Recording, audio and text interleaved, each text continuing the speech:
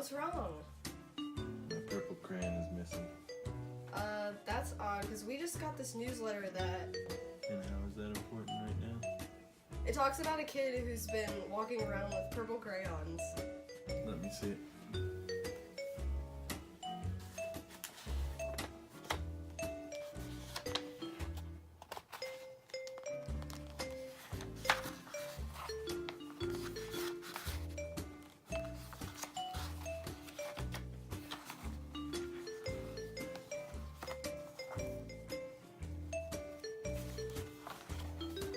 This must be you took my purple crayon. One evening, after thinking it over for some time, Harold decided to go for a walk in the moonlight. There wasn't any moon, and Harold needed a moon for a walk in the moonlight. And he needed something to walk on. He made a long straight path so he wouldn't get lost, and he set off on his walk, taking his big purple crayon with him. But he didn't seem to be getting anywhere on the long straight path, so he left the path for a shortcut across the field, and the moon went with him. The shortcut led right to where Harold thought a forest ought to be. He didn't want to get lost in the woods, so he made a very small forest with just one tree in it. It turned out to be an apple tree. The apples would be very tasty when they got red. So he put a frightening dragon under the tree to guard the apples. It was a terribly frightening dragon. It even frightened Harold. He backed away. His hand holding the purple crayon shook. Suddenly, he realized what was happening, but by then, Harold was over his head in an ocean. He came up thinking fast, and in no time, he was climbing aboard a trim little boat. He quickly set sail, and the moon sailed along with him.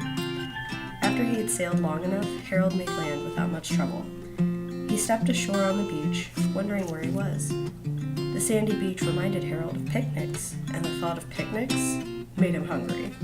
So he laid out a nice, simple picnic lunch. There was nothing but pie, but there were all 9 kinds of pie that Harold liked best. When Harold finished his picnic, there was quite a lot left. He hated to see so much delicious pie go to waste, so Harold left a very hungry moose and a deserving porcupine to finish it up. And off he went, looking for a hill to climb, to see where he was. Harold knew that the higher up he went, the farther he could see, so he decided to make the hill into a mountain. If he went high enough, he thought, he could see the window of his bedroom. He was tired, and he felt he ought to be getting to bed. He hoped he could see his bedroom window from the top of the mountain, but as he looked down over the side, he slipped, and there wasn't any other side of the mountain. He was falling in thin air, but luckily, he kept his wits and his purple crayon. He made a balloon and he grabbed onto it, and he made a basket under the balloon big enough to stand in. He had a fine view from the balloon, but he couldn't see his window. He couldn't even see a house.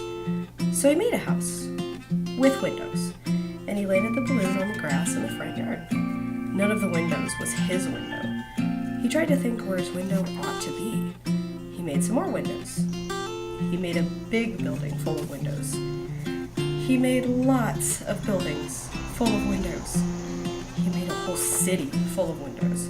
But none of the windows was his window. He couldn't think where it might be. He decided to ask a policeman. The policeman pointed the way Harold was going anyway. But Harold thanked him, and he walked along with the moon, wishing he was in his room and in bed. Then, suddenly, Harold remembered. He remembered where his bedroom window was when there was a moon. It was always right around the moon. And then Harold made his bed, he got in it, and he drew up the covers. The purple crayon dropped on the floor, and Harold dropped off to sleep.